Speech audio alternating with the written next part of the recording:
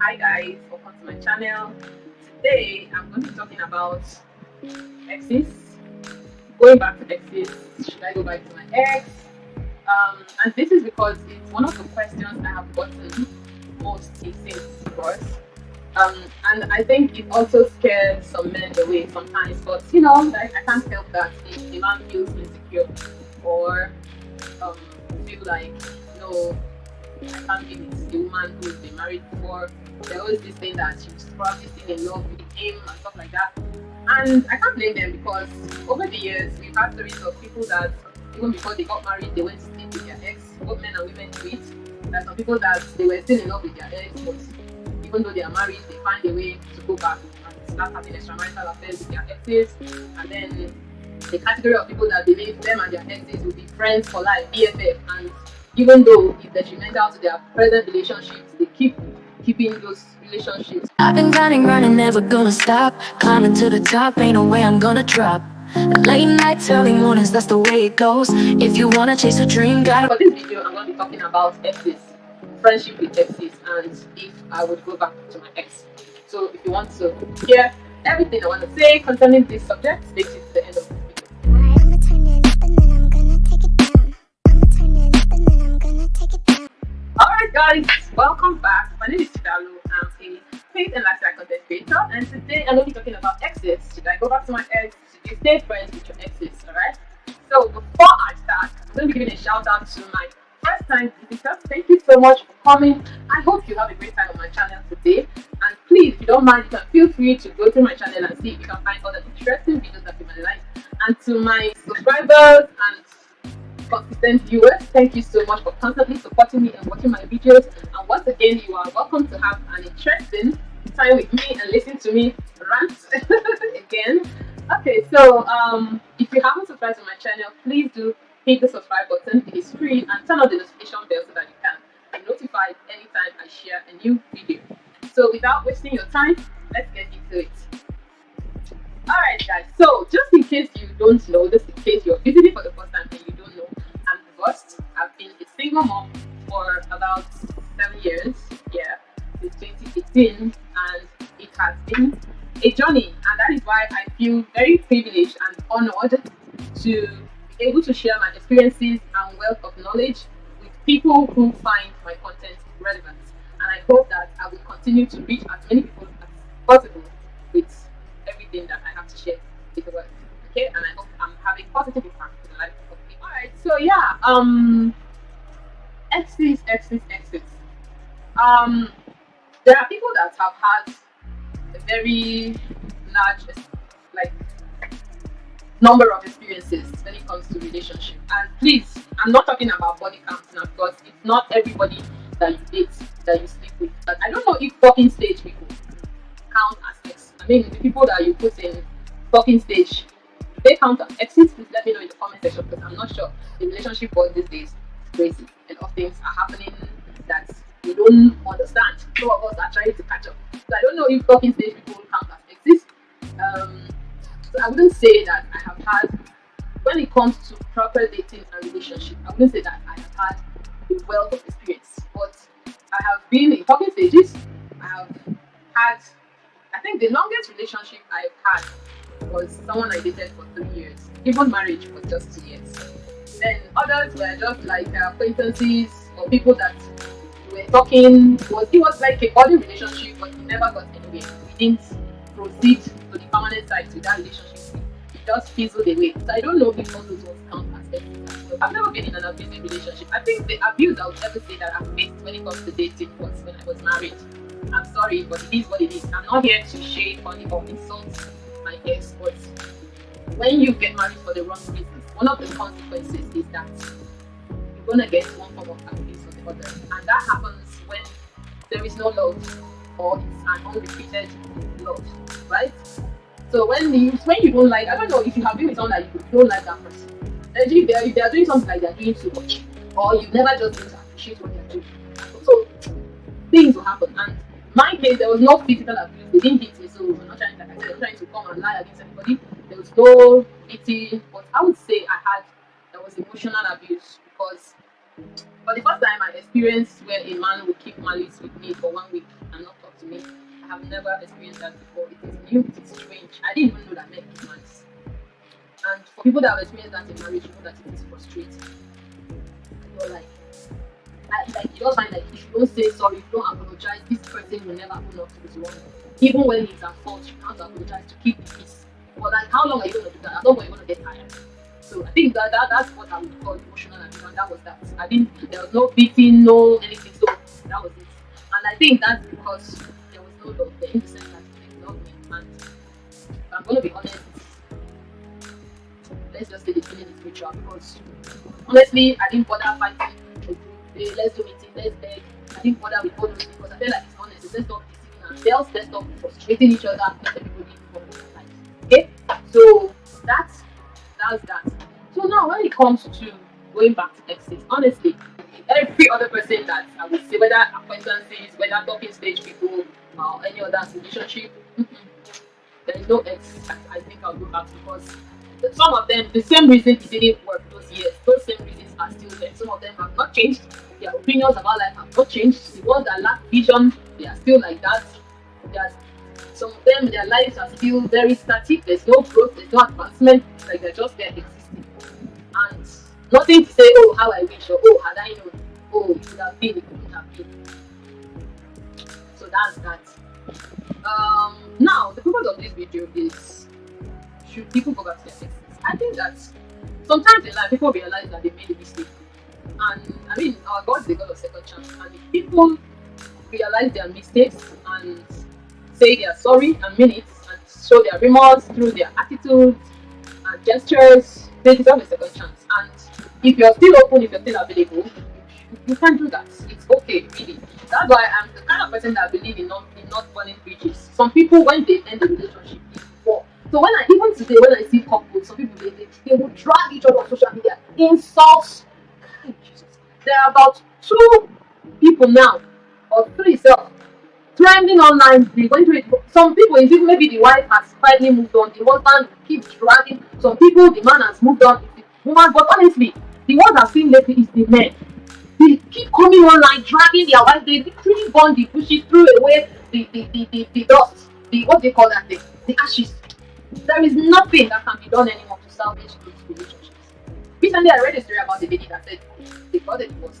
She remarried, had another child for the second husband, but about 20 years later, she got back together with her first husband because the ex-husband had been there for their child and the child she had for this her other boyfriend. So about many years later, like why are we wasting our time? He's obviously sorry, he's obviously learned his lesson. Both of you have already forgiven each other and they go back together and they've been happily married. So it happens. Ben Affleck and Jennifer Lopez were once a couple, they got a divorce. Years later, this one has gotten married, this one has gotten married, had kids, they came back together. I don't know if they are going through a divorce again or last time, I don't know if it's true, but you know, these things happen. So I feel like it's okay. See, at every point in your life, for me, what is most important is your happiness. Are you happy? If it's your ex that is making you happy now, then or she deserves a second chance. If they are showing that they are sorry, if they've dropped the bad habits, if they've dropped any negative attitude that brought the separation in the first place, I believe that they deserve a second chance. But in my case, I don't see that happening. And when it comes to my ex-husband, I don't see that happening because it was already a mistake on its own. A mistake of marrying for the wrong reasons, marrying due to societal pressure. Oh, I want to marry before a certain age, blah blah blah. And the other person is also in his head, he's marrying you for so and so reason. There are men that marry just because they want kids. There are men that marry because they want somebody that will help them run their business. And men marry because society, it's not like gay people that marry. Some of them marry because the society wants them to marry the wife, but deep down they know that they are not attracted to the woman.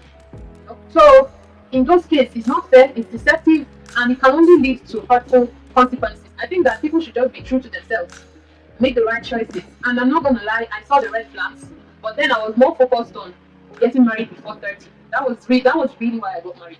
It wasn't because I was in love, it wasn't because I found my husband attractive or whatever. But I was ready to be a good wife. I was ready to be a wife, which I lived up to, irrespective of any lies that have been peddled against me. I was ready to be a wife. That was what was most important for me. To take care of the husband, take care of the home, take care of the kid, take care of the money, take care of the family, build your home. I was ready for all that.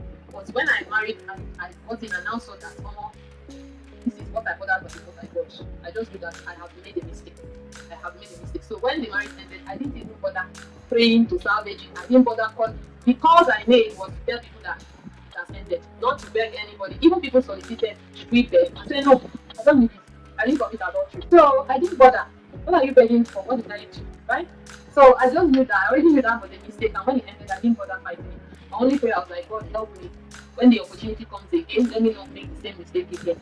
So I wouldn't go back to my ex-husband because there is really nothing there. It's so bad that when I look back, I don't have fond memories. Memories that I look and say, I wish I still had that. There is nothing like that. Right? So, nah. Yes. So, but if you are the kind of person, everybody's story is not like mine. You're the kind of person that there was a time you guys were together. You had a lot of beautiful memories. And you have the opportunity to build new ones. To reconcile and make amends. And learn to cherish each other again. And learn to prioritize each other again. Then please, by all means, give yourself a chance. You all deserve love. You all deserve that to be cherished, to be adored, to be cared for. And if it's an ex that can give it to you at this season of your life, then please, by all means, take that chance. Okay? The other part about exes that I want to talk about is money bridges. Let me buttress on it, guys. See, some of you, maybe in the process of trying to get over someone, you want to block people, block them on social media, block their number. I can understand, I can relate because some of us, because we're the type that when you're in a relationship, you're always eager to call, to text, to let them know what's going on with your day and stuff like that. So when you're going through a breakup, you might need to do all that so that you can train yourself to start learning to live without these people, to start learning to do your life without being accountable to these people. And also, you also want to stop yourself from that tendency to stalk them on WhatsApp, stalk them on Instagram, Facebook, Twitter, monitoring them, checking their progress, if they're happy, if they're moving on. You don't need all that. So for people that want to do all that blocking, everybody's ability to absorb whatever comes to them is not the same. For some people, we need to eliminate all these things to move on. So do you, because I can relate. That's the kind of person that I am. I don't want you to be in my face. I don't want to see you. I don't care. I don't know what's going on in your life. I don't give a shit. So I will block every access that I could have or you could have to me. That's okay. Okay? But some people that you don't need to do all that is also okay. But what I don't support is some people they will destroy. You don't need to be enemies with your ex. Even if you're co-parenting, even if you're not co-parenting, you don't need to be enemies. Some people will make breakups so toxic, so negative. Even the ones you block, when you find out that you have healed, you are no longer thinking about them every day, you're not missing them, you can unblock them. You don't need to burn bridges. Some people just like violence. They will talk nasty about it. They will talk trash. They will.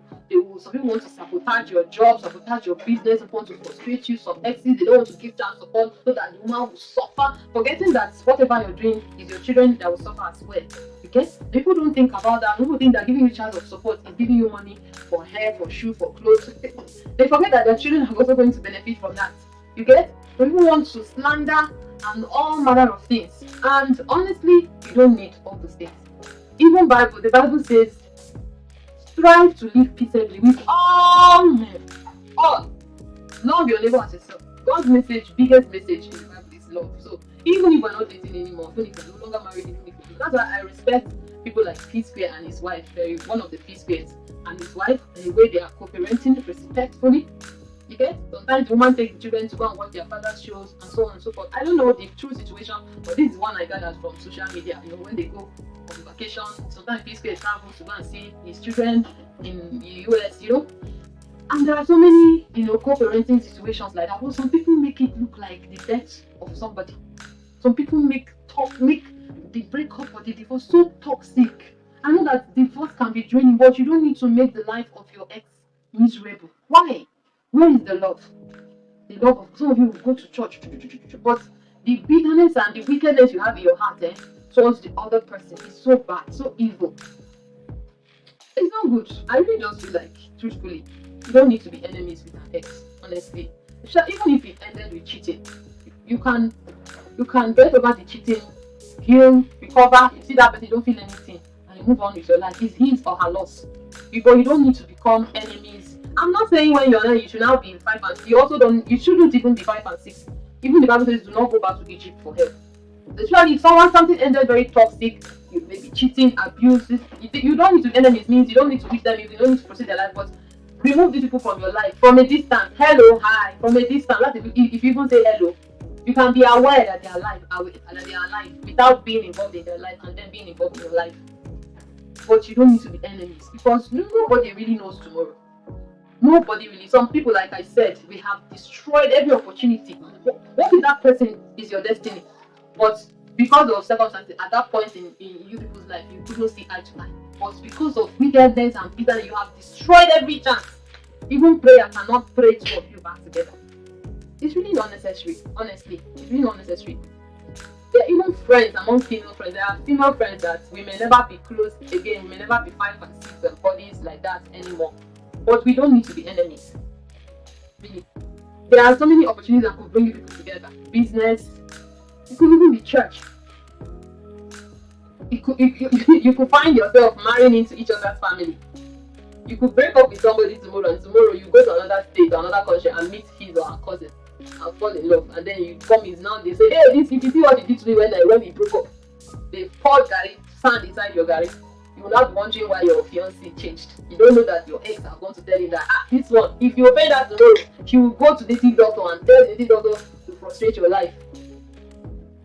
It's not necessary, guys. So, this is the end of my video. Did you like it? Did you find it inspiring? Did you find it interesting? If you did, please give it a thumbs up and let me know in the comment section. Have you ever reconciled with an ex before? Have you come back with an ex?